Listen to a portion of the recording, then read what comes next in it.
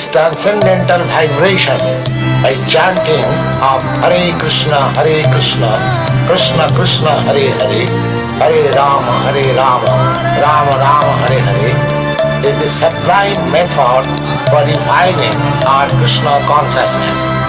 As living spiritual soul, we are all originally Krishna conscious entities, but due to our association with matter from time immemorial, our consciousness is now polluted by material atmosphere. In this polluted concept of life, we are all trying to exploit the resources of material nature, but actually we are becoming more and more entangled in our complexities. There is no need of understanding the language of the mantra, nor there is any need of mental speculation, nor any intellectual adjustment for chanting this Mahamantra. It springs automatically from the spiritual platform, and as such, anyone can take part in this transcendental sound vibration without any previous qualification and dance in ecstasy.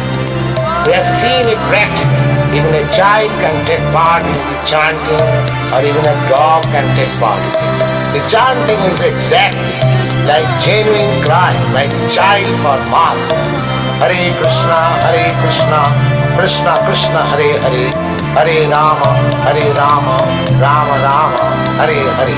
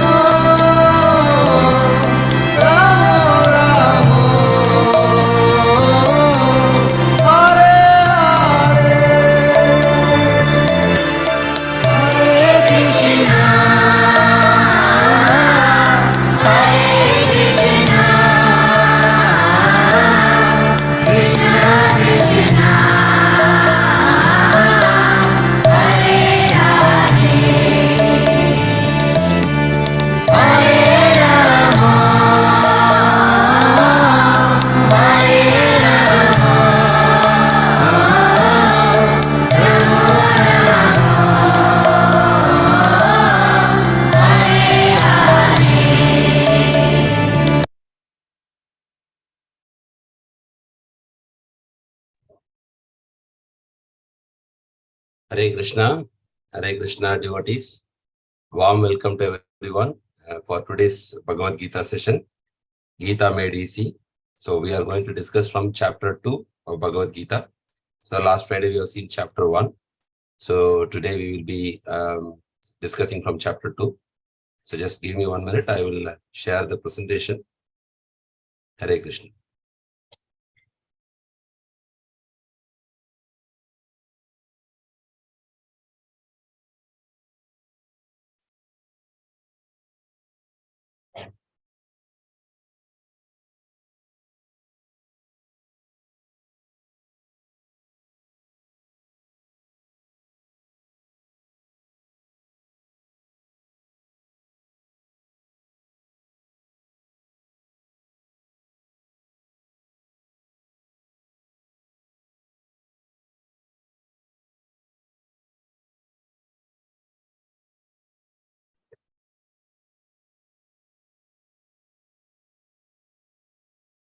Hare Krishna, I hope you are able to see my screen and audio is clear.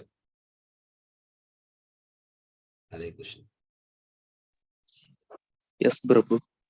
Okay, thank you.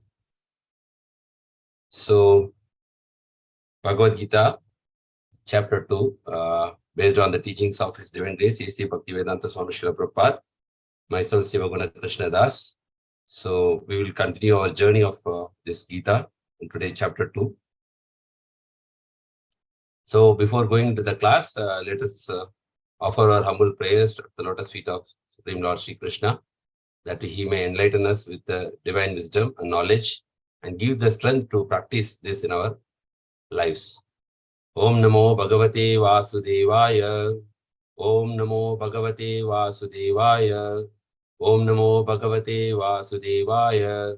Om Ajnanatimirandasya Jnananjana Shalakaya Chakshurmilitam Yena Tasmai Shri Gurave Namaha. Shri Chaitanya Manobhishtam Sthapitam Yena Bhutale Swayam Rupa Kadamahim Dadati Swapadantikam Vandeham Shri Guru Shri Utapatakamalam Shri Gurun Vaishnavamscha Shri Rupam Sagrajatam Sagana Raghunathan Vitam Tam Sajivam Sadvaitam Savadutam Parijana Saitam Krishna Chaitanya Devam Shri Radha Krishna Padan Sagana Lalita Shri Vishakanitam Cha He Krishna Karuna Sindhu Deena Bandho Jagatpate Gopesha Gopika Kanta Radha Kanta Namostate Tapta Kanchana Gaurangi Radhe Vrindavaneshwari Vrishabhanu Sute Devi Pranamami Hari Priye Vancha Kalpatarubhascha Kripa Sindhu Bevacha Patitanam Pavanebhyo Vaishnavebhyo Namo Namaha Nama Om Vishnupadaya Krishna Preshtaya Bhutale Srimate Bhaktivedanta Swami Nitinamine Namaste Saraswati Devi Gauravani Pracharine Nirvishesha Shunyavadi Paschatya Desatarine Mugam Karoti Vachalam Pangun Lange Degrive Krupata Mande Shrivuram Dinataranam Paramananda Madham Shri Chaitanya Ishwaram Jai Shri Krishna Chaitanya Prabhu Nityananda Shradvaita Gadadara Shivasadi Gaura Bhakta Vrinda Hare Krishna Krishna Krishna Hare Hare Hare Rama Rama Rama Hare Hare Hare Krishna Krishna Krishna Hare Hare Hare Rama Rama Rama Hare Hare Hare Krishna Krishna Krishna Hare Hare Hare Rama Rama Rama Hare Hare. So let us go into today's session now. So last week, quickly we have a recap. Chapter 1, we saw that Arjuna is in the middle of the battlefield, ready to fight. So the chapter starts with the question from Dhritarashtra, that he is asking what in the battlefield, what is happening. He's asking his minister Sanjaya.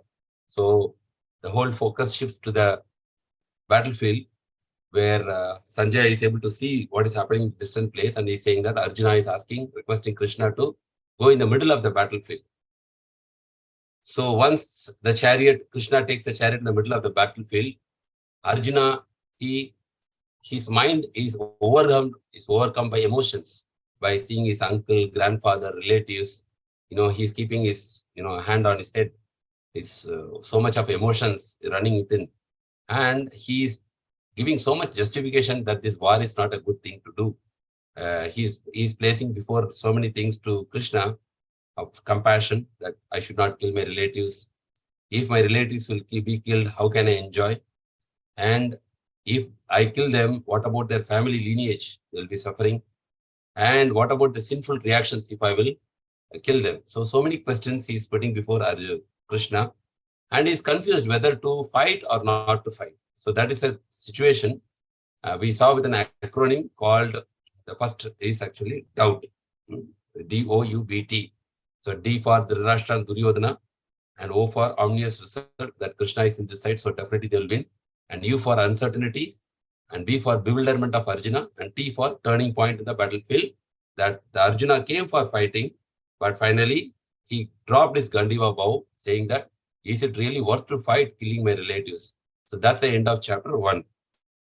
I strongly also request you to take down some notes, because as we are taking this class weekly once, maybe we will lose continuity. Sometimes we may forget things, because even our Kali Yuga memory is like that. So if you write down at least the acronyms and what are the key points which is being discussed during these discussions, it will be helpful for you for following up or for the continuity. Now going to this today's chapter 2, where in the first chapter Lord Krishna is not giving any instruction, but from beginning from chapter 2, Lord Krishna starts instructing Arjuna based on Arjuna's request. So basically at Bhagavad Gita chapter 2, 2.6, Arjuna expresses his indecision. Whether should I fight? Fighting is good or not fighting is good. He is not able to decide. He is in a confusion stage, which is good. So he accepts Krishna as his spiritual master or guru or guide, and he surrenders to Krishna and say, Krishna, I am too much mentally disturbed now. I do not know what is right, what is wrong. Kindly, can you enlighten me? What should I do now? Should I fight or should I go back?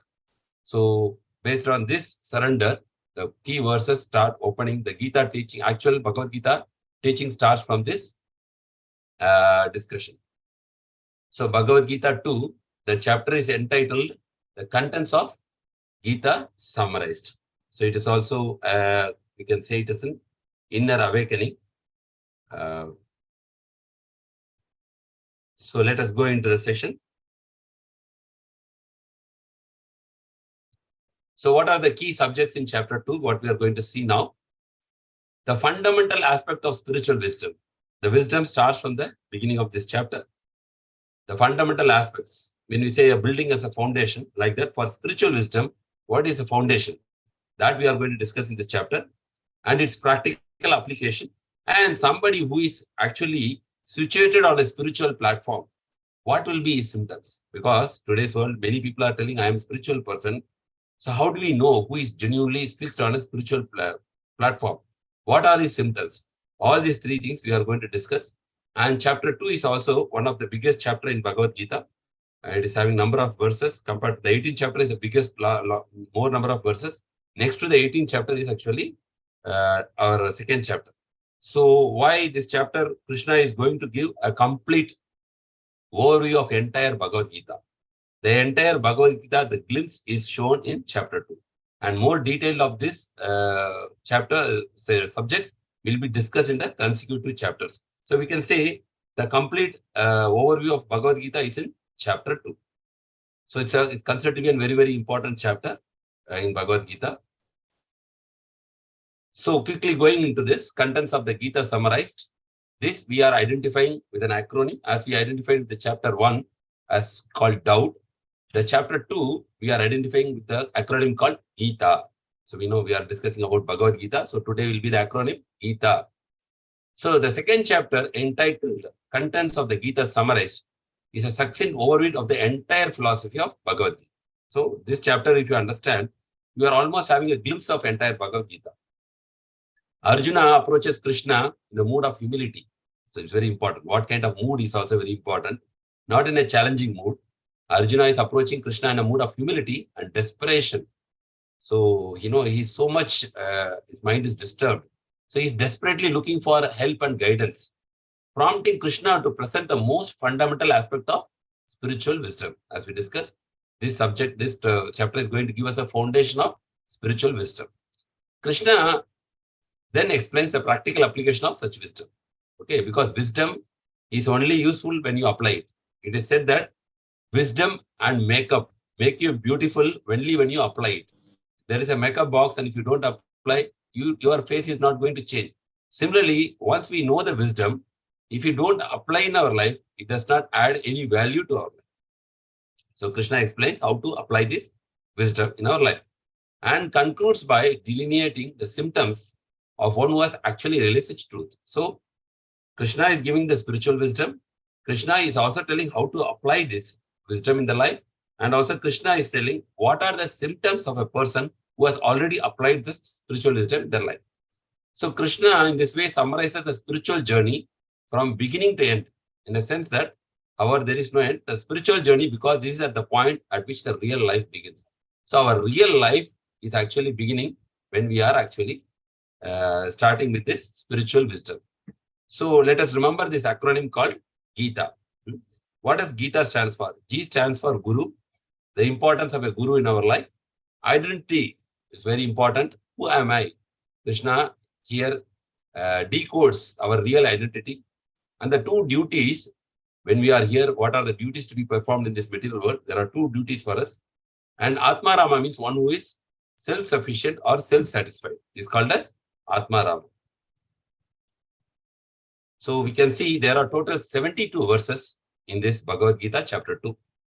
So first 10 verses talk about the Guru. spiritual guru. And 11 to 30 verses talks about our identity. And T stands for the two dharmas. Basically, when we say two dharmas, it is from 31 to 53 verses. So Swadharma is actually, Swadharma means one's own duty is from 31 to 38. And Nitya Dharma means it is actually eternal Dharma. That is from 39 to 53. And the last is Atma Rama. What is Atma Rama? A person who is always happy. That means a person who is established in their own self. That is called Atma Rama, is happy within. So those symptoms are delineated in verses from 54 to 72. So it's basically a very wonderful chapter explaining the truths of Bhagavad Gita in a very interesting way. Gita, Guru, identity, two dharmas, and Atma Rama. So now let us go into the first section of Guru. First 10 verses is talking about Guru. Guru, what do we understand? Determined not to fight, Arjuna, but simultaneously is torn and confused. First of all, Arjuna is determined not to fight because he already said compassion, enjoyment, fear of sinful reaction, loss of their family. So he given already a lot of justification. He's already determined not to fight. But simultaneously, he's thinking whether my decision is correct. Am I taking a wrong decision now? No, it's valid. Like we also sometimes feel like that. So torn and confused, Arjuna approaches Krishna. I am in a dire need of guidance. He humbly submits. Please enlighten me so I can mitigate my miserable condition. So he is actually desperately seeking for Krishna's guidance and is requesting Krishna, please enlighten me. And through Arjuna example, we learn the first fundamental step in spirituality is, what is the first thing in spirituality is, one must approach a guru who is coming in an authentic lineage of teachers who has mastered the spiritual art, one who is expert in the spiritual science. We have to go to them and try to understand. We may think why guru is required. Even if you see our material life, most things in our life require guidance and instruction under a qualified teacher. So spiritual discipline is not any exemption to this. Like if you want to learn music, Carnatic music, you need a guru. You cannot go to internet and just learn Carnatic music. Even if you take an athlete who is very good in athletics, he also needs a coach. If you see a tennis player who is a very good tennis player, expert tennis player who has won so much Grand Slam titles, he will also have a coach, because that is the nature of human being. We always need some guidance from others. So as we are studied in our school through teachers, as we are studied in our college through teachers, or as we are learning any arts or science, if I want to study medicine, some expert doctor has to teach me if I am in any specialty. So spiritual discipline also, or spiritual science also, is not an exemption that we can do a correspondence course on spirituality or just Google and find out who am I. No, it does not work like that. Spiritual science means you also need a guru, a spiritual master who is coming in a genuine succession. Because why the word genuine succession is used in a Guru Sishya Parampara? Because in Kali Yuga, there are a lot of people who are taking the name of spiritual guru and cheating the common public and misleading them or exploiting them or cheating them. So that's why it is said that the fake means there is also original. When you say iPhone fake is there, how did the iPhone fake came? Because there was an original, they copied the same. So when we say there are fake spiritual masters, we should also understand that there are also genuine spiritual teachers. So the first thing in spirituality is we should approach them to understand this spiritual science. One may argue that everything they require for their spirituality is contained within. So people may argue, whatever I know, it is already within me. Yes, this is true. The soul is already having every knowledge because it is called Sat Chit Ananda. All the knowledge is there. When you say Chit, it is full of Ananda. See, knowledge. We still require a help to reawaken the pure inner consciousness. Still, we need an external guidance, like Arjuna is asking here. That guidance we need. As the saying goes, one who accepts himself as a guru accepts a fool for a disciple. This is a famous saying. One who accepts himself as a guru accepts a fool for a disciple. Here you can see Arjuna is he was so intimate with Krishna. He was in a Sakya Rasa. He was in the mood of friendship with Krishna. Still, his situation is he is getting bewildered. One thing we should understand from these discussions is actually Arjuna is not bewildered. Krishna is voluntarily putting him in bewildering situation because he wants to teach this knowledge of Bhagavad Gita to entire humanity through Arjuna. Example, If there is a mother-in-law, she want to teach her daughter-in-law some important things for some discipline or something. She will not directly tell because it may hurt her. So what she does, the mother-in-law will use her daughter. She will chastise her daughter. No, you should not do like this. You should do like this. Then the daughter-in-law hears, yeah, okay. So I should correct because this is wrong. So like that, here Arjuna is used as a medium. Krishna uses intentionally. Krishna puts Arjuna into bewilderment so that Arjuna will ask all these questions. Through Arjuna, we will all get enlightenment, the path of divine knowledge and wisdom. So here we can say Arjuna is acting as an instrument because Arjuna is very, very close to Krishna. It is not very easy that he will fall into illusion so quickly. So it is one of the ways by which Krishna is actually guiding us through Arjuna. Now, this is the important verse, Bhagavad Gita 2.7, most important verse, which was spoken by Arjuna. Karpanya dosho pahata swabhava prichami tam dharma sammuda cheta yachreyashen nichitam gruhitan me sishyate teham sadi mam tvam prapannam. So Arjuna is expressing this verse to Krishna. Krishna, now I am confused about my duty. And I have lost all composure because of my miserly weakness. So Krishna here, Arjuna is accepting that because of his internal weakness, he has lost all the composure, his strength, everything is lost. Now he does not know what is good for him. I am confused. In this condition, I am asking you, Krishna, to tell me for certain what is best for me. Now I am your disciple. Okay, please surrender. I am surrendered. You see here, Arjuna, he was a friend in the role of a friend. Now he is trying to get surrendered. Now he is surrendering to Krishna. I am surrendering to you. Sishyasteham sadimam tvam prapanna. Prapanna means surrender. Sishyam. I am becoming a Sishya to you. You become my guru and please instruct me what is actually good for me. So this is very, very, very important. How to get this spiritual knowledge. It is not like a material education. Spiritual education is submitted in a very humble and in a desperate mood, as Arjuna is expressing here. So here you can see Arjuna was humble. It takes a lot of courage and humility to accept failure and one's own weakness. Normally it is said that when there is a famous saying, we are actually judged to others' mistake and lawyers to our own mistake. That means we always very quickly say others, no, you are at mistake, like a judge. But if somebody will tell, oh, you did mistake, we become a lawyer, we try to defend ourselves. No, I did not do for this. This is the reason. So it's a famous saying that we are judged for others' mistake, but whereas we are lawyers for our own mistake. But here Arjuna is not like that. He is expressing his inability. He says with the humility that, I am weak. I cannot take decision. I am helpless. Please help me. So that's a very good quality also. But unless we accept it, we cannot succeed in life. So sometimes we are also put into this bewilderment. We have to take proper guidance and instruction from seniors, like as children take guidance from the parents. For spiritual life, we need to take that guidance from the Guru. So success has many fathers, but failure is an orphan. Because when we have success, we claim because of this I succeeded. But failure, nobody want to take failure. People tell, nobody want to give any reason for failure. That's why it is said that success has many fathers, but failure is an orphan. So Arjuna was humble, and this humility gave him strength to acknowledge and take responsibility of his weakness. So we understood the mood of Arjuna now, how he is approaching Krishna.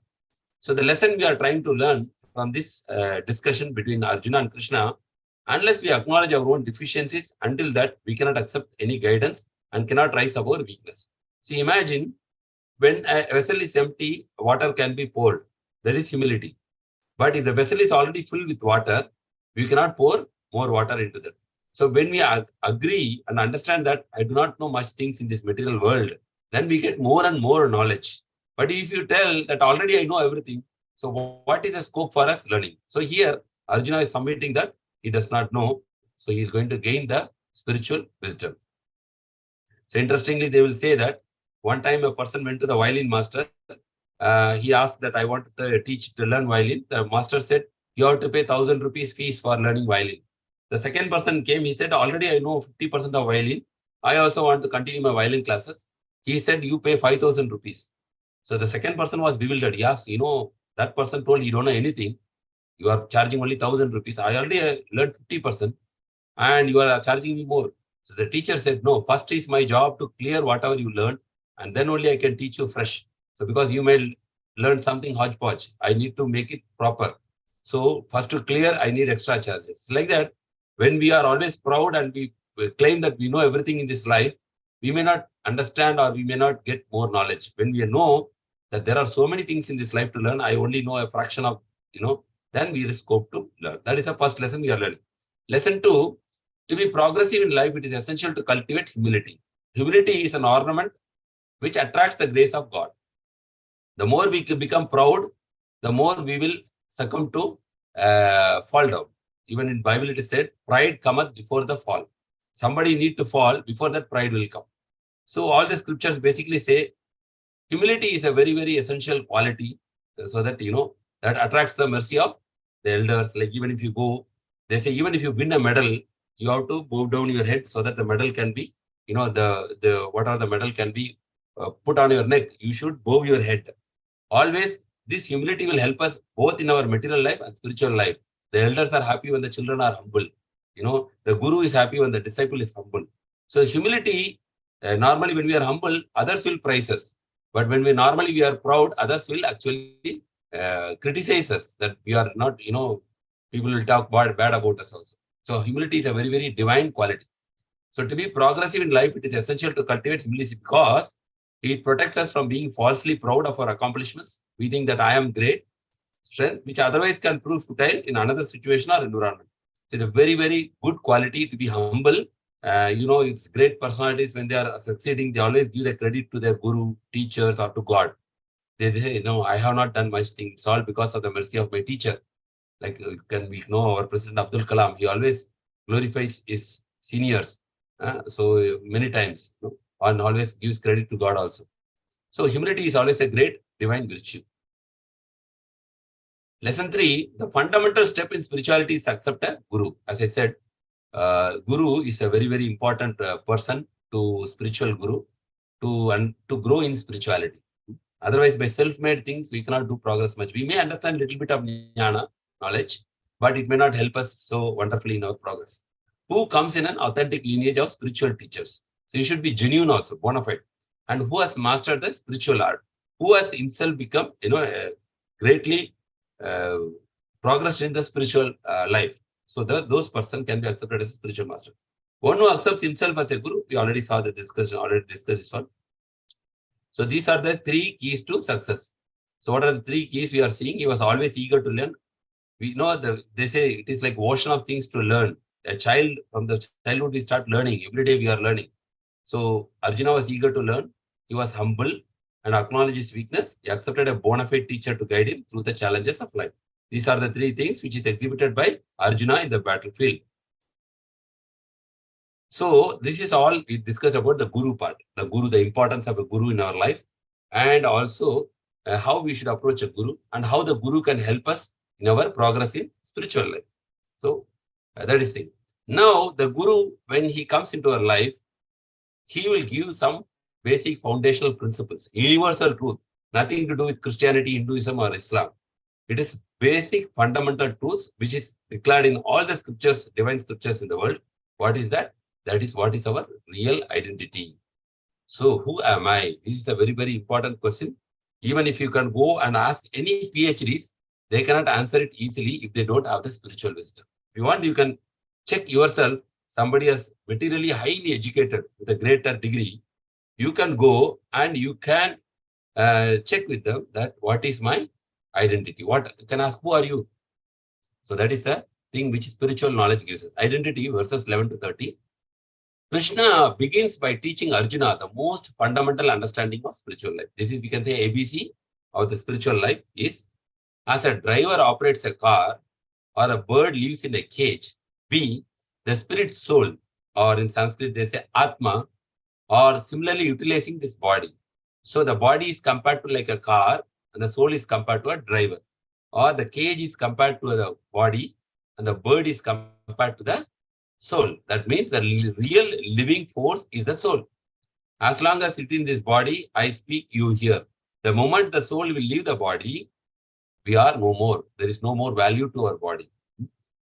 It is dead. Although living within the body, we are simultaneously different from it. Temporarily operating it to perform activities. We are seeing through our eyes. We are hearing through our ears. We are expressing our emotions through our mind. And we are thinking through our intelligence. Like that.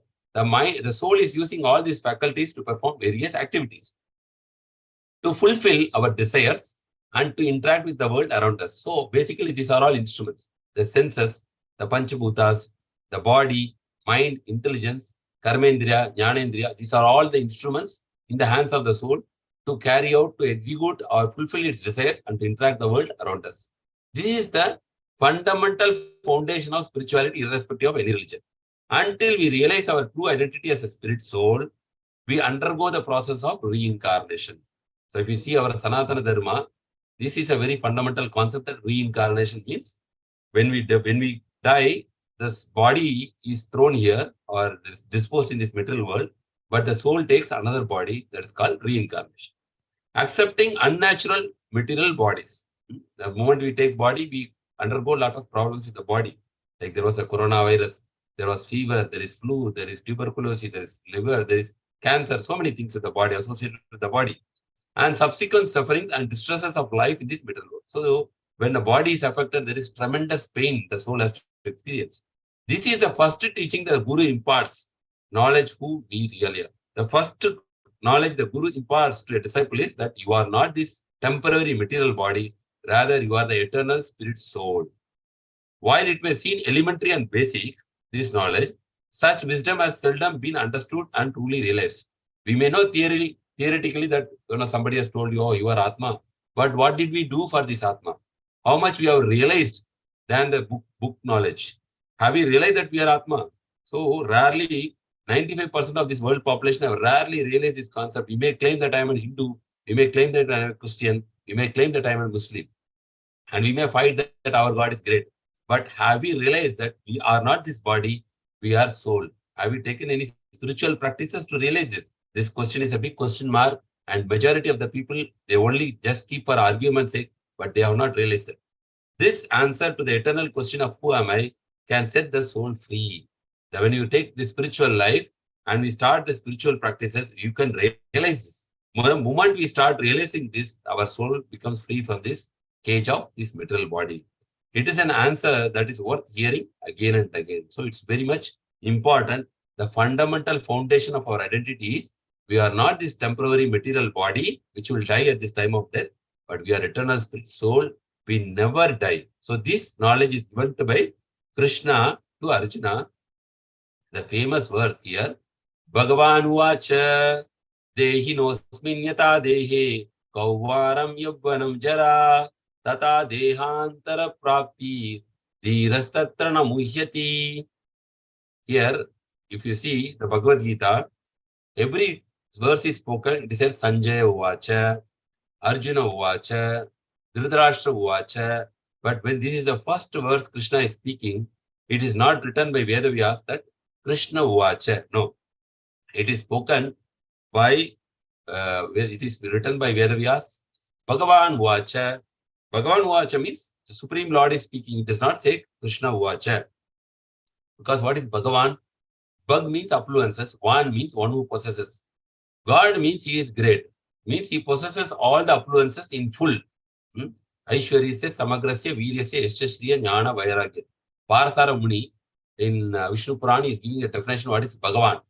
One who is having Aishwarya, means one who is having beauty, wealth, knowledge, strength, renunciation, all these things in full. Like I may be beautiful, but I am not the most beautiful person in the world. I may be wealthy, but I cannot claim all the wealth in the world. I may be strong, but I cannot claim that I am the strongest person in the world. So one who can claim that I am the strongest, I am the most beautiful, I am the most richest person, I am the most renounced person, I am the most knowledgeable person, who can claim that for eternity, that person is called as Bhagavan. Okay. So here that word is used, Bhagavan Uvacha, Dehinosmin yata dehi kaumaram yavvanam jara, tata dehantara prapti dhirastatram. Bhagavad Gita 2.13 is a very, very famous verse where Krishna starts giving his first instruction in Bhagavad Gita. What is that instruction? As the embodied soul continuously passes in this body, from boyhood to youth to old age, the soul similarly passes into another body at the time of death. A sober person is not bewildered by such a change. You can see the photo here. Sometimes, we are like a baby photo. We have our baby photo, our school photo, our college photo. In our college photo, we have full of hairs. We look very youthful.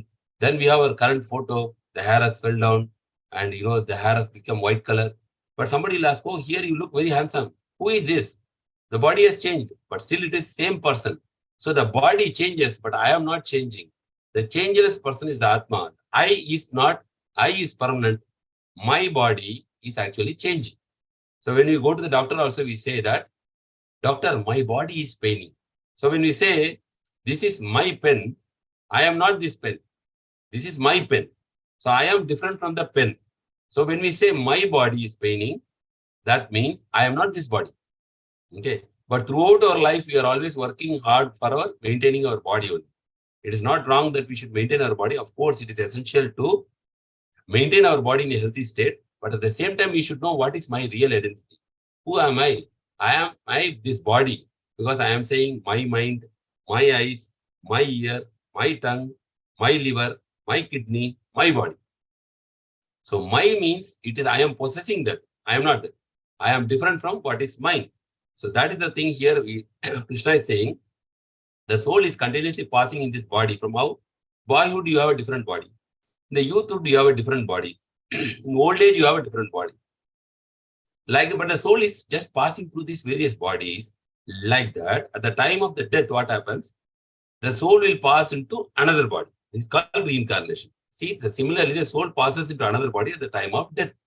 A sober person, a person who is having clarity in vision, who is an enlightened person, he is not bewildered by such a change. Somebody is in spiritual wisdom, he is not, getting shocked because he knows that the soul has taken another body. But only thing we are not visibly seeing that. So this is the groundbreaking verse which Krishna is telling to Arjuna, 2.13.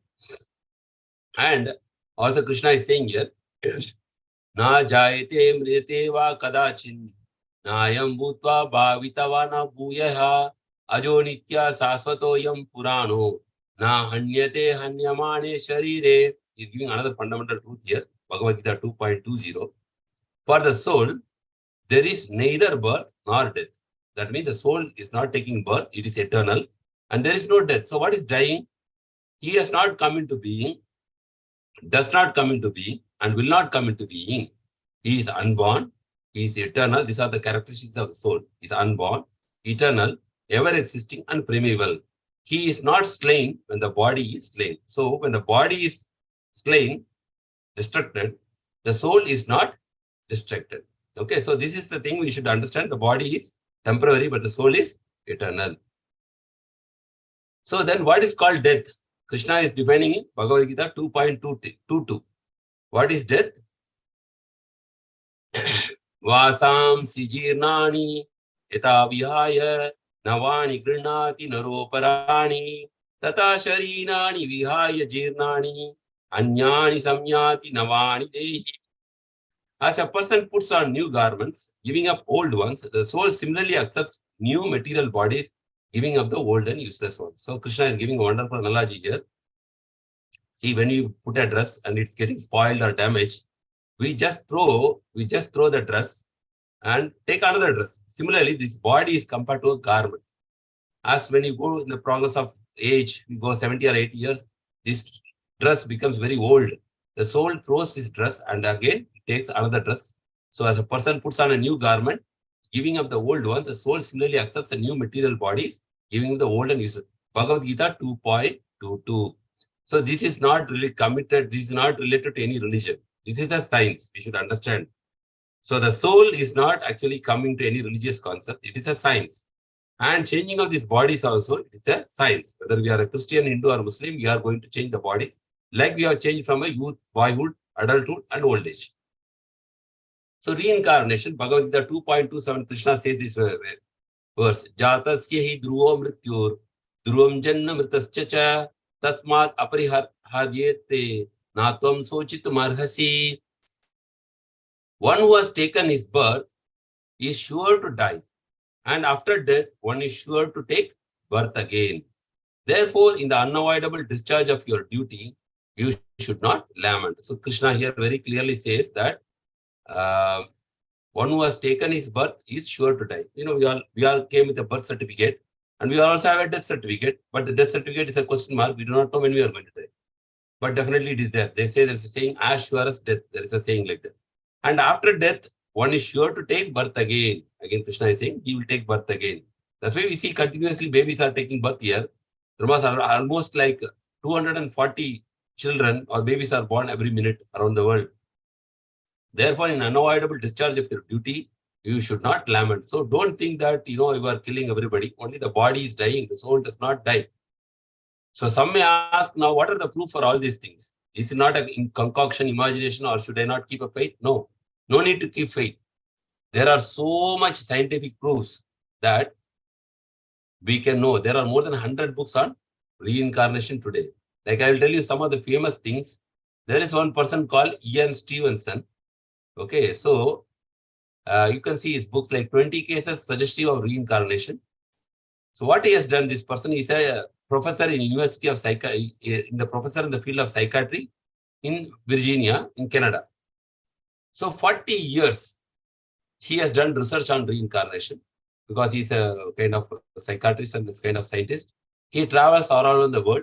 Around 2000 cases he has studied where the children claim to remember their past lives. So you can see here the name, Ian Stevenson, MD, Master in Medicine. So he has gone to various children. They will have an extensive checklist where, because some people can cheat that I am actually son of king. They can tell false evidence. So they make sure that the children who are giving their past life memory, they don't cheat. So they have a rigorous checklist and they ask so many questions and the result was mind-boggling. Some children were able to claim that I was born in Punjab last birth, and they will take them to Punjab and exactly they will tell the street name, they will take the place and they will point out their house. And if you show the photo in their family house, they will tell this is my father, this is my mother, this was my wife. And any changes made in the house, they were saying, oh, this door was not here. This door was in the back side. How did it come in the front side? Like that, there is overwhelming evidences for these children are this one. But not everybody remembers their past life because during the trauma of death, somebody will forget. Most of them forget. But some people remember those past events. And as the child gradually rises in the age, like after 6, 7, 8, 9, gradually this memory goes up the previous life. So we should understand, like he has written a book called 20 Cases Suggestive of Reincarnation. Okay. So that is one, just you have to type in Google, Dr. Ian Stevenson. Okay. Then you will get a lot of his scientific articles which are published in the research websites where he claimed he's no more now. He has left his body, but he has done an extensive research. But still his student, Dr. Satun Patricia, she's working in Niman's Bangalore. She's continuing her research and so much excited. Even the desires, she is telling that in the previous birth, if you do not like sambar, this birth also you do not take like sambar, because at the time of death, the same mind is going to the next body also. The body goes, but all the desires are stored actually in the mind as a software. Like if you take a phone, the phone is damaged, then you buy a new phone, then all these things are stored in the iCloud, the iPhone, everything is downloaded. Like that, the mind is a storehouse of all our fulfilled and unfulfilled desires, thoughts, experiences, emotions. This all transferred to the new template, new body. So our thoughts and our psychological things or everything is based on that templates. So here we see there are a lot of other things like Many Lives, Many Masters, written by Dr. Brian Weiss. He's also MD. He's also an American, where it's a true story where he has treated some patients where that patient was put under hypnotherapy and that patient was expressing 20 lifetimes before. Every lifetime, not only one lifetime, almost 20 lifetimes she has gone because she has come with a phobia of falling into the water.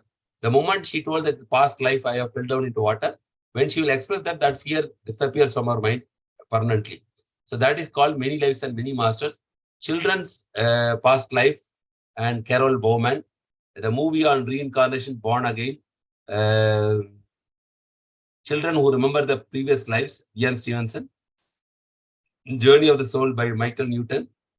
So don't think it is like from scripture. These are facts. These are not fictions. This is a fact that when we die, only our body dies, we take another body. So life before life. So many things are there. You can go reincarnation research studies. You can put in Google. You can see a number of evidences which is coming in the search engine. There are a lot of videos also. Of course, I have a lot of videos I can share when there is time also. So there are a lot of people, even the doctors who did the major surgeries, when they put a person in coma, sometimes they are unconscious. After the surgery is over, not coma, we can say in anesthesia, there is one doctor who has written a book about a scalpel and the soul. He is where he's a brain surgeon for 25 years. So when he is doing some surgery, and after the surgery, the person is revealing exact details what the discussion was in the happened in the surgery room. The doctor was shocked because he was in anesthesia. So he went to the anesthesia and said, maybe you are not given the anesthesia properly. But the experiments, whatever the lab result shows, he is not in a conscious state. So he was surprised that we are different from the body. You know, sometimes during heavy accident also, the soul goes outside the body. They can see that the body is taken in an ambulance. There is also a near-death experience where people go almost close to the death and then come back to the life. And they give a lot of accounts about whatever they have witnessed. And also there is some concept called astral travel, where people can separate their body when they are sleeping through some exercise. They will separate their body. They can go to any place. Like from Kuwait, we go to Chennai or Mumbai within fraction of a second through our mind. We can see what is happening there and come back to the body. That's that's called astral travel. So like that, we can see that we are different from the body. And when our body dies, we take another body. So that is a fundamental spiritual aspect, irrespective of any religious belief, that we are not this body, we are different from the body. That is given by Krishna here. And sometimes people misunderstanding the soul, that people think life comes from chemicals. So that is a modern theory, that Big Bang theory or Charles Darwin theory of evolution, which children study in the school, that people think that life came from chemicals, but never, till the technology has come to this much extent, it is never proved that two chemicals are mixed and life has come out. No. Even if you see the cloning technology also, it is using a live cell. The live cell is taken, the life is from cell is taken, then only it is developed into an animal, whatever we say. But never a two chemical is composed, mixed, and a life has never come. You mix two chemical and a rose comes. You mix two chemicals and a parrot comes. Nothing comes. If you mix a chemical and chemical, another chemical comes. But there is no life. So Prabhupada has written a very nice book called Life Comes from Life. Life never comes from chemical. In fact, chemical comes from life. Like you see a lemon tree, it is a life. But from that lemon tree, there is a lemon coming. So lemon has a lot of chemicals, acids. So chemical come from life, but life never comes from chemicals. And people think that we only live once, so they think we live bindas. Who is there to ask me? So people try to do a lot of sinful things. People try to go through wrong ways because they see, just life is only once. So these are all the misunderstanding. Life never comes from chemical, and we never live once. We were living in the past, we are living now, and we will definitely live in the future also. So these are some of the characteristics of the soul, which is elaborated in the Bhagavad Gita. You can see the verse number 12, 18, 20, 21, 16, 17, 18. All throughout, Krishna is giving the characteristics of the soul. It is insoluble, unbreakable. That means what? Moistened by water. It cannot be burnt by fire. So if you throw a body in the fire, it is burnt. But the soul is not affected by any of the material elements. So it will never be affected. That means the soul cannot be killed by any material weapons or any material energy. The body can be killed, but the soul cannot be killed. So we don't say you don't have a soul. You are a soul and you have a body. C.S. Lewis, famous quote. So the understanding here is we are not human beings having spiritual experience. We are spiritual beings, spirit soul, having a human experience in the current body. So this is the actual fact. So this is universally accepted. Even great philosophers like Aristotle, Socrates, all these people accepted. They also said, know thyself. Self-knowledge is the beginning of self-improvement. Unless we do not know who we are, we can never progress in our life. Okay, now we come to the third section of Bhagavad Gita, 2 duties. Having said that, we are seeing our physical body, we also understood our real identity is something else different. So that means now we are coming to a concept called we have 2 duties in our life. What are the 2 duties? Krishna is elaborating 31 to 53. One is material duty, one is spiritual duty. So one is called Swadharma. Swadharma means duties related to our own body, like we have our own family members, our children, wife, and whatever duty to safeguard them, to give them a good life. This is our Swadharma, our duties related to the body. And there is Sanatana Dharma, or eternal duty. Duty is related to the soul. The soul, being part of the God, also is having so much duties to perform towards God. So Sanatana Dharma, that two things we are going to see. So verse number 31 to 53, one may then ask how such knowledge practically affects our day-to-day life in the real world.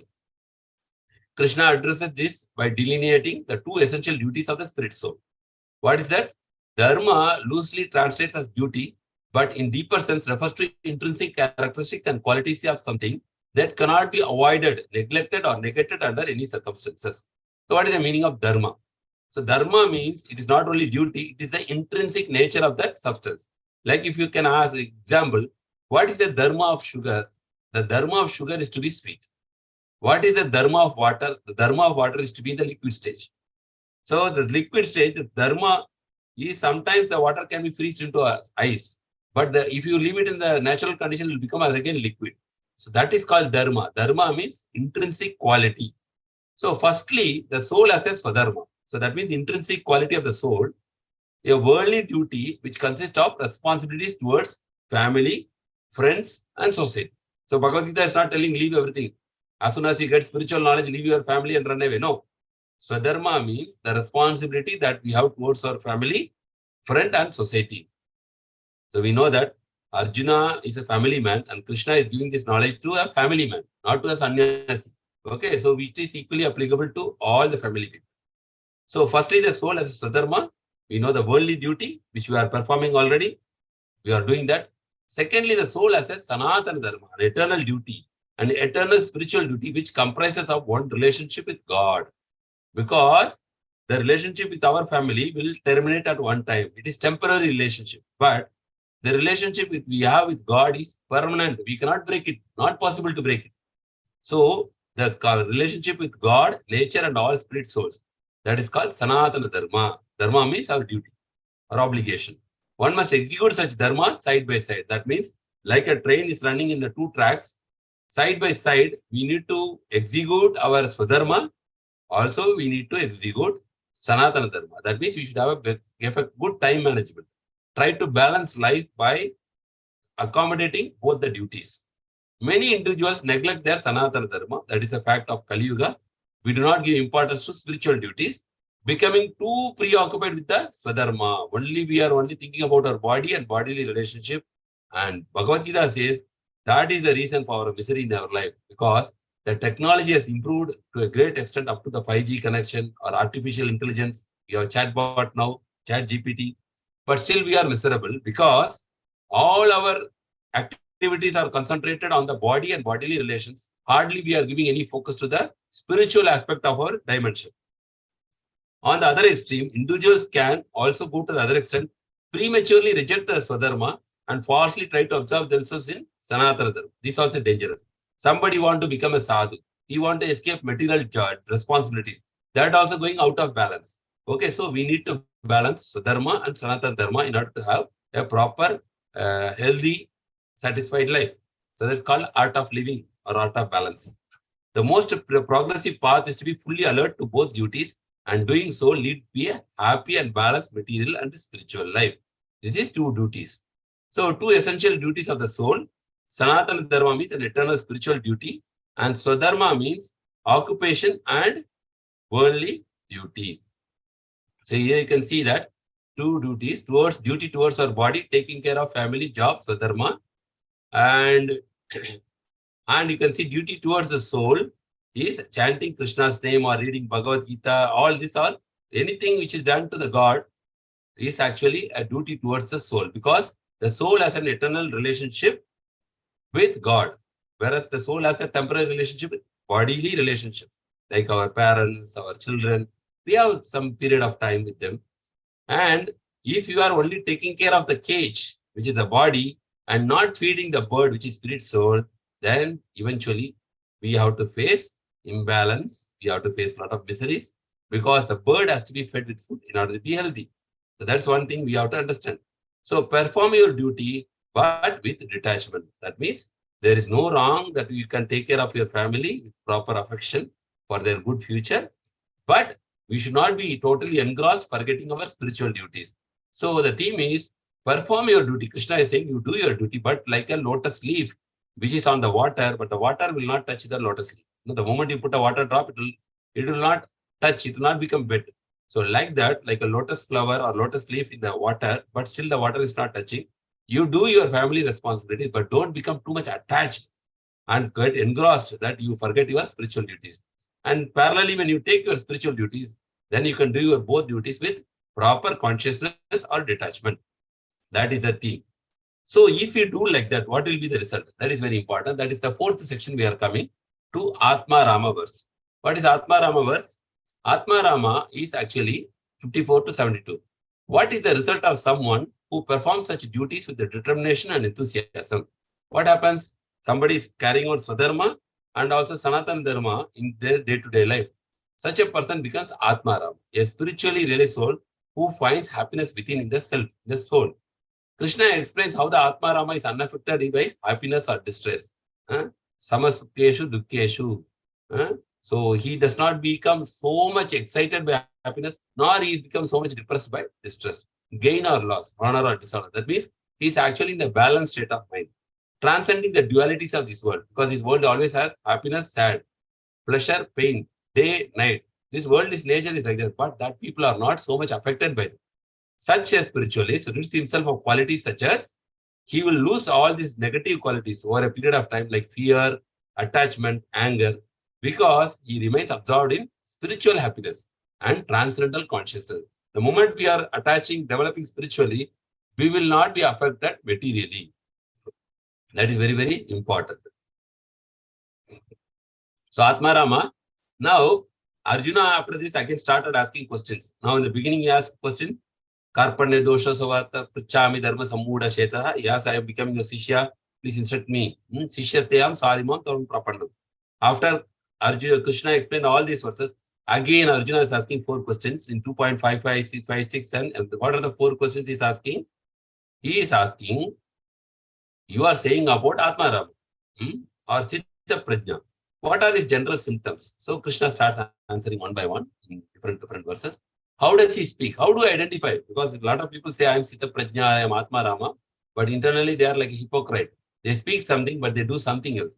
Sometimes a sadhu speaks very nicely. After the discourse is over, he is going and smoking a cigarette backside of the tent. So how do we put our faith on such people? How does he speak? How does he sit? How does he walk? So these are some of the questions which are asked by Arjuna. When he say how does he sit, it does not mean physical sitting. It is how does he respond. So symptoms is explained here very beautifully by Krishna. He is free from any desire of worldly happiness. He is not dependent on worldly happiness. Only if he is there worldly happiness, he is ready to accept it, but he is not dependent on it. Without this, I cannot be happy. Not like that. He is self-satisfied. Atma Rama means he is satisfied within himself. Because the happiness inside, happiness is not outside. We should always know happiness inside. If you know somebody likes Karela, better God, somebody don't like Karela. So we see whether the real taste of Karela is in the bitter gourd. No, it is in the mind. That's why one person is liking bitter gourd, one person is not like. Somebody likes mango. So the happiness is inside, not outside. So Atma Rama means always happiness inside. As spiritual people, Prabhupada says a materialist is a person who seeks happiness externally, and a spiritualist is a person who seeks happiness internally. That means both are targeting happiness only. See, our target, whether materialist or spiritualist, both are targeting happiness. Happiness is our goal. But a materialist person is going outside for happiness, whereas a spiritual person is experiencing happiness inside. Outside means you go to a movie, you go to a restaurant, but internally means by your spiritual practices, you experience unlimited happiness. That happens. Okay, that happens when you practice spiritual life. All his needs are fulfilled by his spiritual practices alone. And how is his speech? Krishna is giving the answer. He is neither elated nor disturbed. He is free from worldly attachment of fear and anger. No, we all have the greatest fear. We have fear of exams, we have fear of death, we have fear of public speaking, and sometimes we are getting out of control anger. They say, when there's a saying that when you are angry, don't take any decisions because 99% it will be a wrong decision. And when you are happy, don't make any promises because when you are happy, you give so much promises, you may lose. People sometimes people who are in the liquor shop, they're so happy, they give everything out of happiness. So when you are angry, don't take any decisions. When you are happy, don't give any promises. So here he is free from worldly attachment and fear. So this is how he will speak. So Krishna is answering. And how is he sitting means how he restrains his senses and mind. That is the actual meaning of sitting. So Krishna is given an analogy. Just like the tortoise, it draws its limbs within the shell, similarly withdraws its senses and mind and engages according to his will. So what does the tortoise do? When some enemy, some animal is coming to attack, it will immediately shrink its whole body inside the shell. So the animal cannot penetrate the shell, then it will go away. After the animal goes, again it will extend the leg, head, everything, then it will start eating and walking. So like that, spiritual people, they can also engage in material affairs. When they want, they will engage their senses. When they don't want, they will pull their senses inside their body. Like they will not be affected or they will not be attached to them. So he's giving an example of tortoise. Walking, how do they walk? He engages his senses in my service, means bhakti. In Krishna's service, he is engaging and finds great satisfaction. I said, because spiritualists, they experience happiness. How they experience happiness? By internal, by engaging in the service of the Lord, by connecting with the Lord. Because you see, if this creation is by God, if you can get so much happiness in the creation, how much reservoir of happiness will be with the Creator? We should think. If an artist can paint one painting very nicely, then you can imagine the caliber the artist is having, how much more paintings he will do in future. So if the material world is so much place of, people feel it is a happy place, you are getting so much happiness in this world by seeing beautiful things, by smelling beautiful aromas, everything. Imagine the Creator who has created this world, how much happiness reservoir we have. So spirituality means connecting to the reservoir of happiness, who is having so much in quota, in reservation, rather than just only connecting to his creation.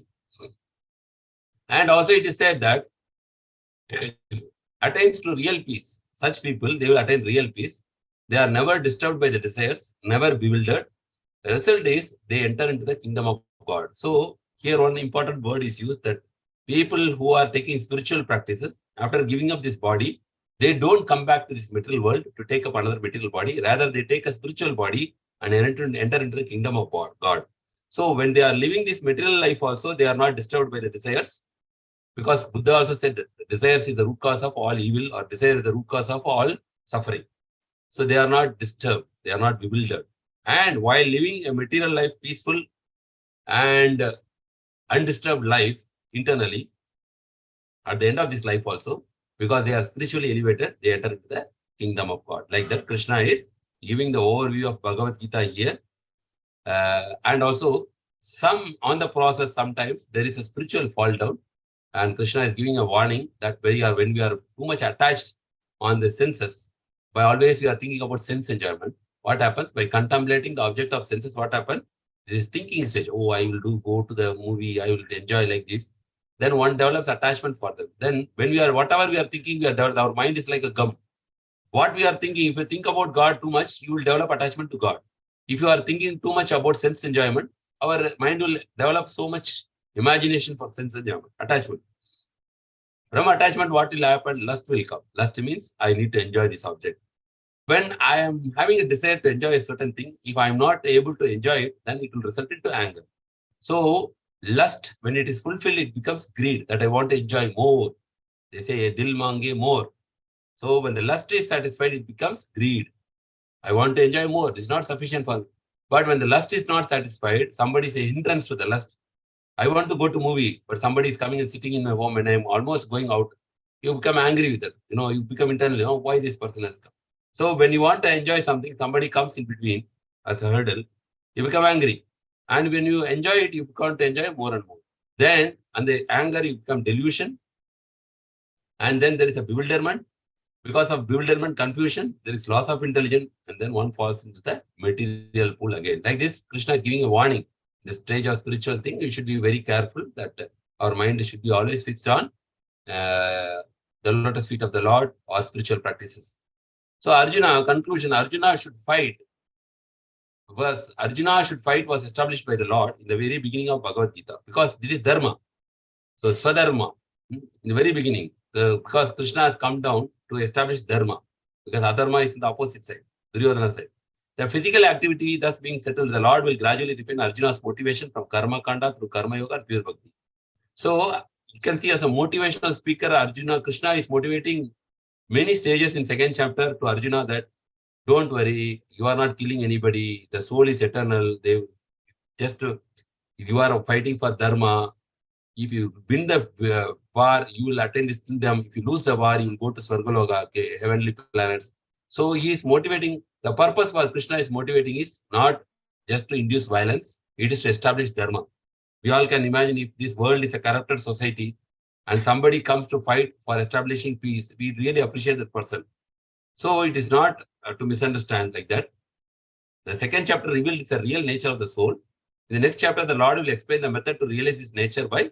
So how do we understood the soul is by theory. How do you understand or realize that you are actually not this body soul? Krishna will explain by karma yoga. You can explain, realize this. By jnana yoga, we can realize that we are soul, not this body. By bhakti yoga, we can realize. Like that, in coming chapters, Krishna is going to give more detailed descriptions on how we can realize this fact. So, and also Krishna, how he defeats that 5 arguments. We are coming to the last stage, 3 or 4 more slides. So Krishna, in the beginning of first chapter, he has given 4 arguments, 5 arguments like loss of enjoyment, fear of sin, loss of destruction of family members, like that. So Krishna is refusing, no, that is not correct. Your arguments are not correct. So when Arjuna is telling compassion, he's saying, oh, how can I kill my relatives, grandfathers? Krishna explains that the soul never dies. You are not actually killing the person, you are only killing their body, but the person himself not dies. He is always eternal. And for the enjoyment, Krishna is saying, see, for 1.27, you can say 2.8. Krishna explains, if you lose, you win. And if you win, you win. That means a win-win situation. If you lose, how you win? Because you go to the higher planets and enjoy whatever. Because somebody as a Kshatriya, he will lose his life in the battlefield. He's supposed to go as per the codes. He has to go to the higher planetary system for elevated enjoyment. Because it's commended on his bravery. And if you win, you can take the kingdom and you can still enjoy. So for enjoyment, he's giving this answer. For destruction of family traditions, Krishna is telling, Arjuna, rise about good and bad. Good and bad is very relative in this world.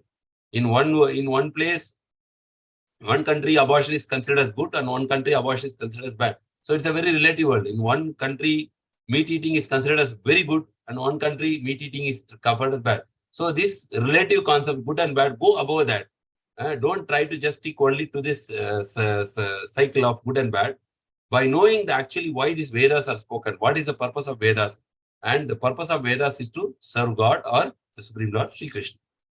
And fear of sins, Krishna explains that if Arjuna fights without being attached to the result of his fighting because of Krishna's desire, with his mind focused on Krishna, and his fighting will bring no sinful reaction. If you fight only out of your own desire, you will get some karma. But if you fight on my order, you will not get any sin. Example, the government is giving a lot of gun to the soldiers in the army. When there is a war between 2 countries, the soldiers are going and killing so many people. And the government is calling them and giving Paramveer Chakra award. But they have killed so many people. Why government is recognizing them? Because they acted on government's order. But the same person goes to his home and he is having a quarrel with his neighbor in his holiday, he takes the same gun, he shoots the neighbor.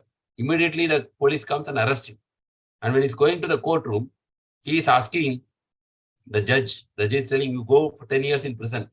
The judge is asking the judge, I killed more than 40-50 people in the war and I got this Paramveer Chakra award by government. I killed only one of my friend here, my neighbor. Why should I go for prison? Then the judge is saying that you did on my order, government order. So you are awarded. But this you did on your own sense gratification, for your own desire. So you need to be good. So when we do on God's order, there is no sinful reaction. But when we do on our own thing, because people may think that, okay, I'm not killing the body, I'm not killing the soul, let me also kill. No. Until God, we get an instruction that for a specific reason, we are not supposed to do any of these sinful things. And indecision, Krishna explains that Kauravas are aggressors. Means if you leave the Kauravas to win, this whole universe will be spoiled because they are supporting other. They must be killed. So for indecision, so Krishna is recommending finally, you should engage in this battlefield. So this is the last slide of summary of chapter 2. Since Arjuna was horrified at the thought of killing his relatives, Krishna begins his teachings. And so Lord Krishna summarizes all the instructions of Bhagavad Gita in chapter 2. First, he is saying about the Sankhya philosophy. Sankhya philosophy means analytical study of matter and spirit. The body and soul, the difference is given here. And the soul characteristics is given. The soul is eternal and imperishable. It does not die with the death of the body. And material body is actually inert and outer covering of the soul. So what is making our body active is because of the soul. Because the soul is inside, we are able to speak, we are able to hear. The moment the soul will go, even the wife is afraid of his own husband if the dead body is there. But when the soul is there, the wife is so much attached to the husband, or husband is so much attached to the wife. But as soon as the soul is going, you cannot sleep with the dead body in the same room. People are afraid. They want to as soon as dispose to the crematorium. Then Krishna, also as a motivating speaker, is giving about the Karma Kanda section. He's telling Arjuna, Karma Kanda means motivating materially, not spiritually, materially. Arjuna, if you die in the battle, you will be promoted to heaven. If you win the battle, you will rule there. So dishonor will come. You are a Kshatriya. If you don't fight, people will tomorrow mock at you that this guy, he is afraid of the battlefield and he ran away from the battlefield. So dishonor will come. That will become a big shame to you. It will become a big embarrassment to you. Then from Karma Kanda to material motivation is going to spiritual motivation. Is telling Nishkarma Karma Yoga or Buddhi Yoga. Work in the mode of service. Unattached to the results. Don't become attached to the fruits. Karmanneva Adhikare Mahapaleshu Tadachana. Work with determination. Always your mind and focus should be focused on God. Fight simply because it's my desire. Because I have established, come here to Dharma Samsthapanarthaya Sambhavami Yuge Yuge. I want to establish Dharma. So it is my desire that you establish Dharma. You become my instrument. You will not get any sinful reaction and you will be able to get out of the cycle of birth and death. And Krishna is last telling what is the symptoms of a self-realized soul or Sita Prajna or Visa Atma Rama. So that this person is actually free from desire to enjoy the senses. He's having a steady mind. He's having a taste for spiritual life. He's able to control his senses. And one who is not connected with the Supreme, one who is not connected with God in his life, with the divine, and not doing any service or devotion, bhakti, cannot have a steady, peaceful mind, or he cannot experience peace and happiness in his life. With this, Krishna is concluding this big chapter. And the theme for this chapter is work externally like other people. We need not change our occupation. We need not change our dress. We need not do anything external. We can work like a normal person who is like every other person is working in this world. But externally, we should not renounce work because idle mind is devil's workshop. We may go to a wrong path also. So work, but at the same time, internally renounce and attach to the God. So our hands to work and heart to God. Our heart, we should give it to the God with love, and our hand should be given to the work. So Krishna is encouraging us to work, but at the same time, detached from these material things. At the same time, the mind should be attached to God. That is the theme for chapter 2. This overview of Bhagavad Gita. So a short video with this we can see here, but I think this video is not playing for some reason. Anyway, we'll go to the next slide. So as I tell, this is compiled from so many verses, Gita, Life, Pune, and Place of Prabhu. So I will just do one thing now. Stop sharing. Hare Krishna, Krishna Krishna, Hare Hare, Hare Rama, Rama Rama, Hare Hare. I will try to share the screen again. Just be 1 minute. It's a nice video I will share.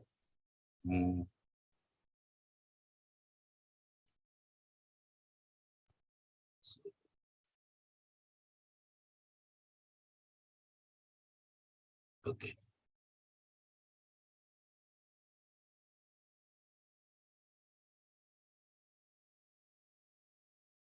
Yes.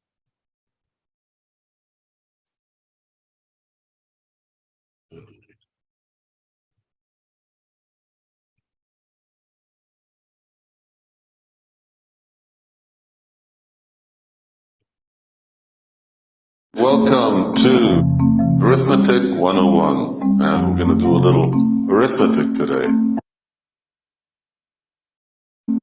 basic stuff. How much is 1 plus 1? It's 2, right, I know. But we're in a beginner's class, and you have to bear with me a little, and they're very good at advanced stuff, but not so good at basics. So we've got one student who makes the little boo-boo, and it makes 1 plus 1, 3. And then after that, he does a series of other calculations that are correct. 3 times 25, 75, 75 squared. And add a hefty number to that. So let's just stop there.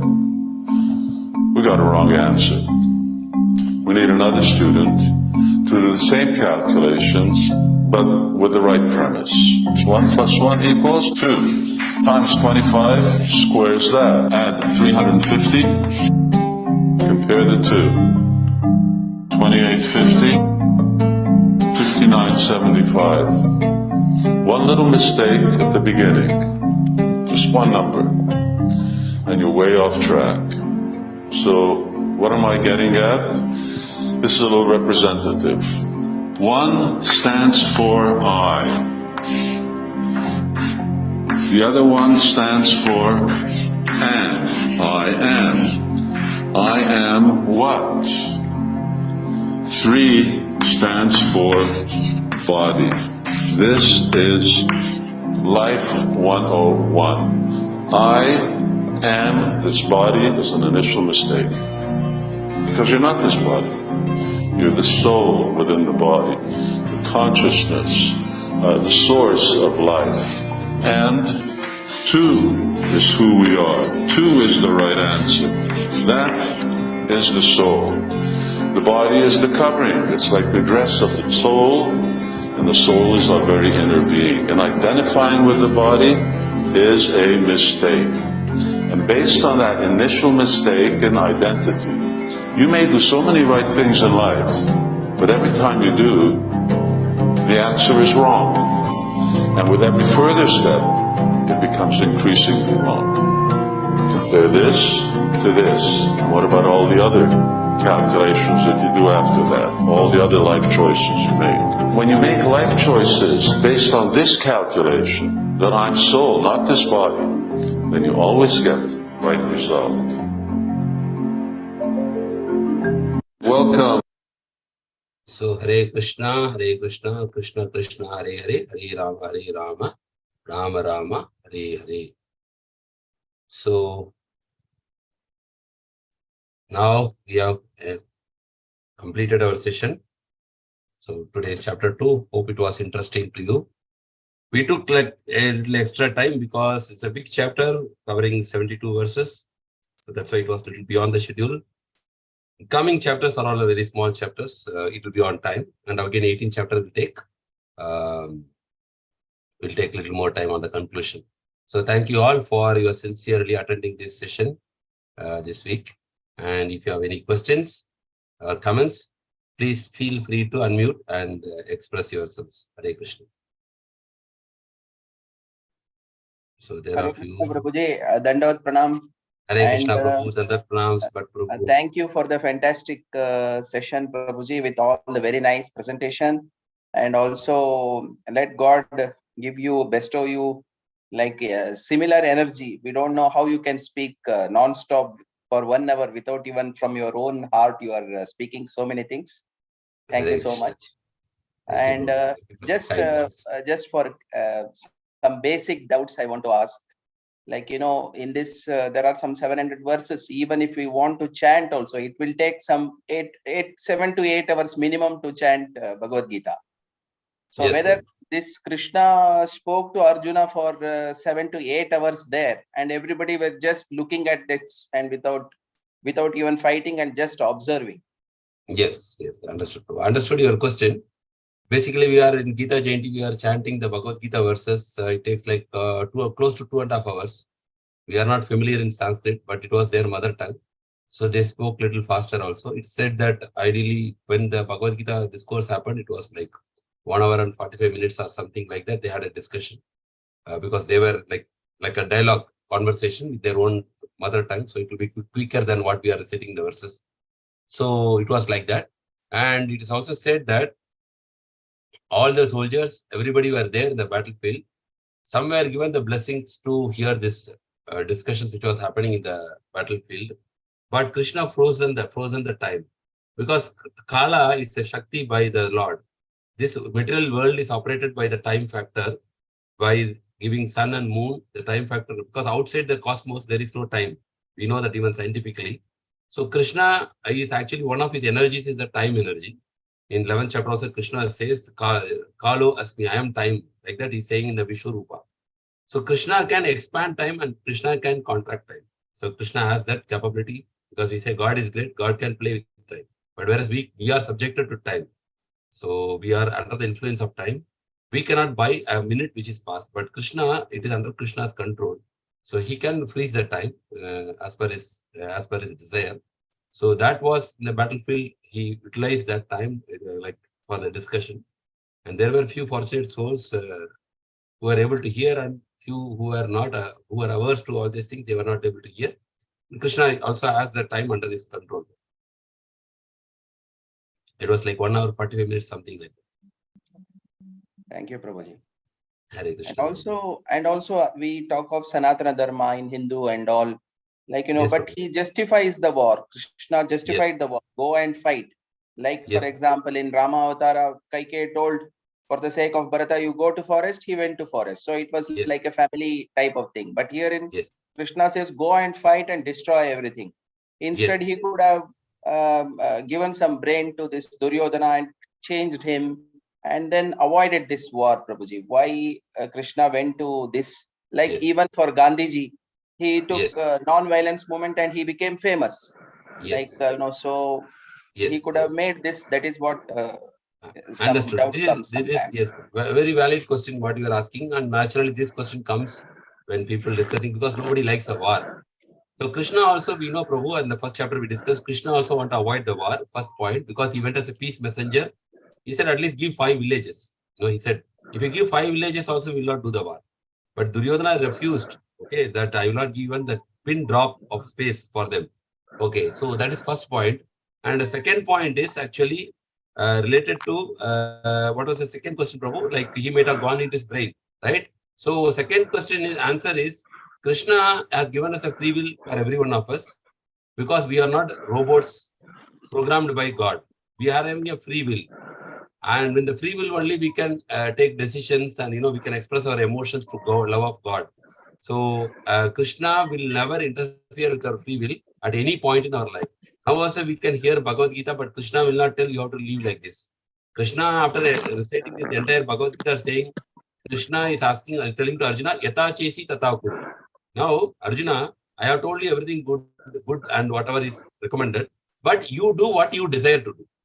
Yata chesi tata kuru. What you feel good, you do. So that's the beauty of Sanatana Dharma, that it will not force anybody. We have some other religions also, they are sometimes forcing. We know that. But here, our beauty of Sanatana Dharma, you go to temple, you don't go to temple. 1 minute, just I need to mute. Okay.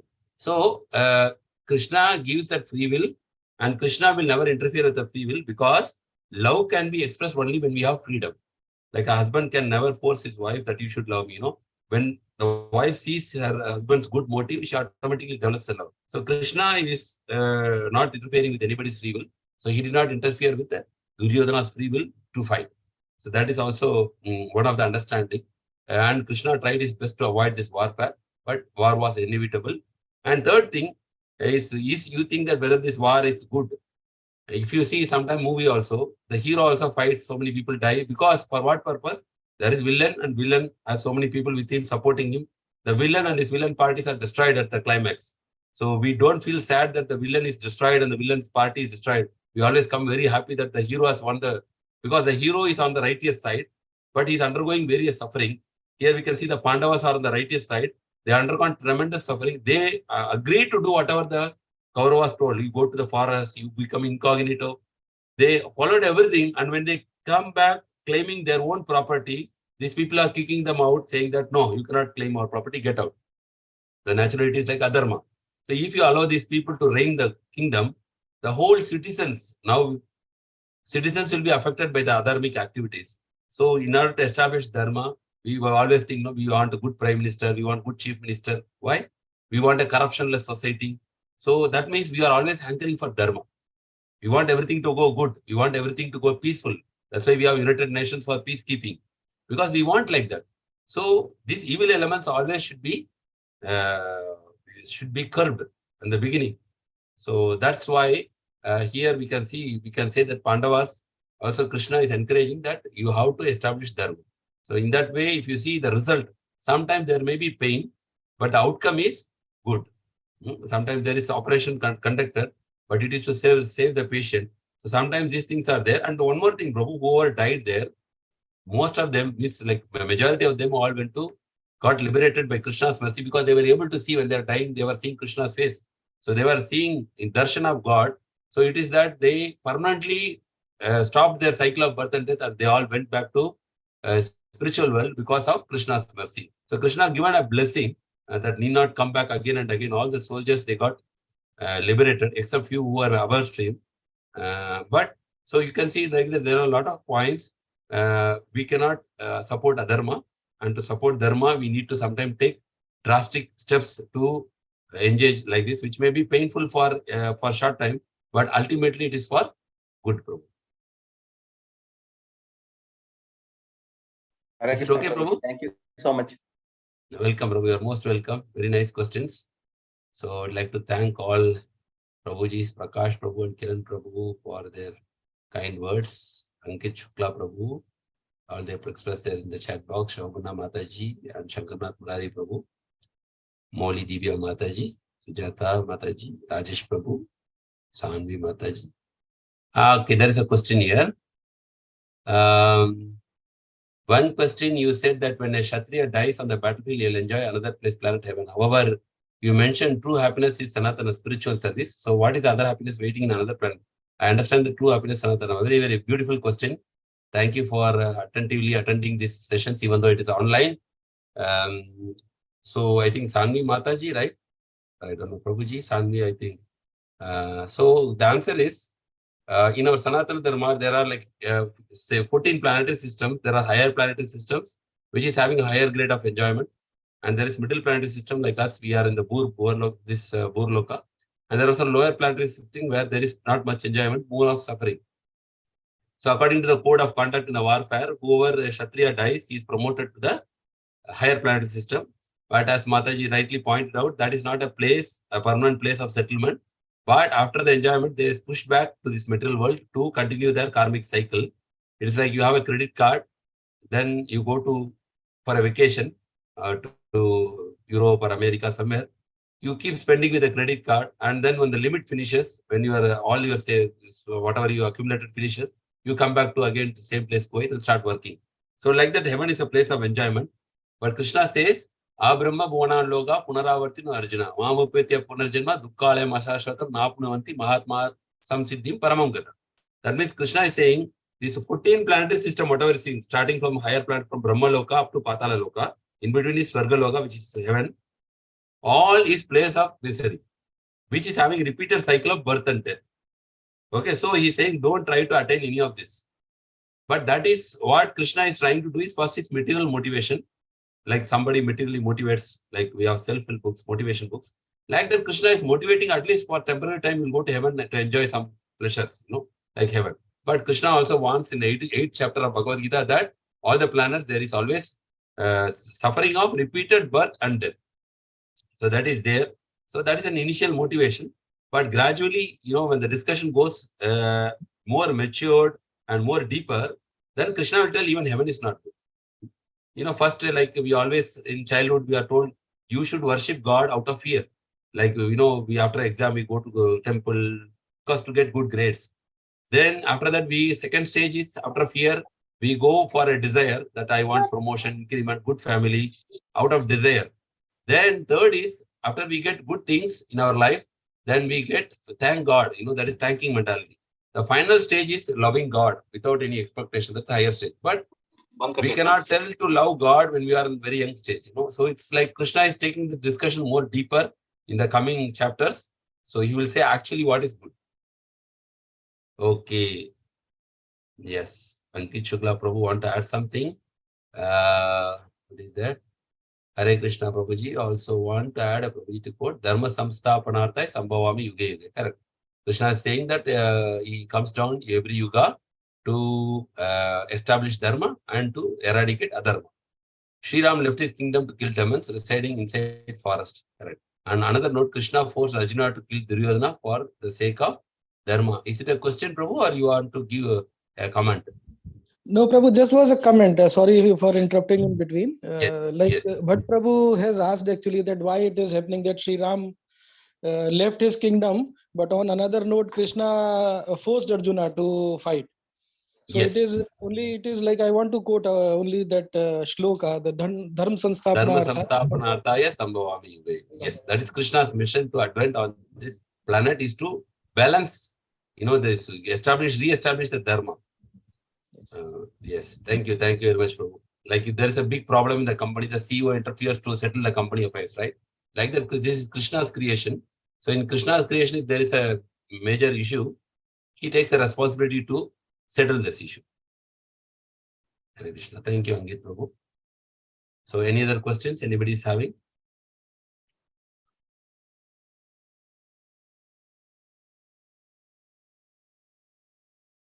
So hope you are all able to follow the class sessions, and we will discuss the more interesting chapter, Karma Yoga, in the coming Friday evening 6 p.m.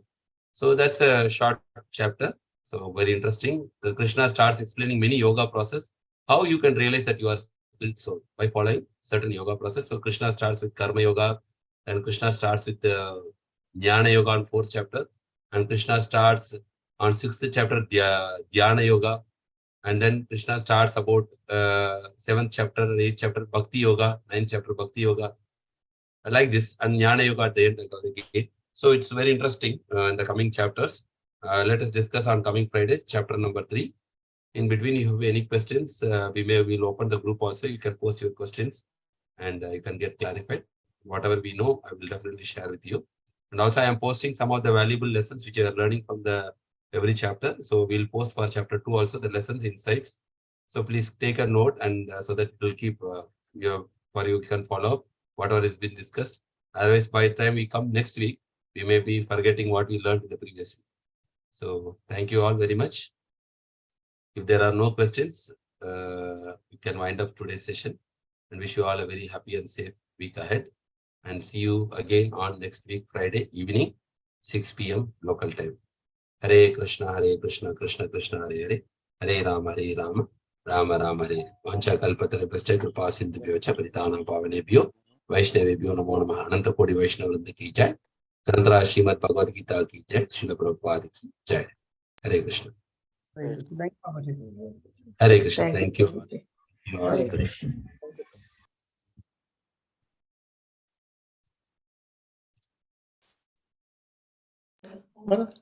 Hare Krishna. Hare Krishna. Hare Krishna. Hare Krishna, Prabhuji. Hare Krishna Mataji. Hare Krishna. Hare Krishna Mataji. Hare Krishna.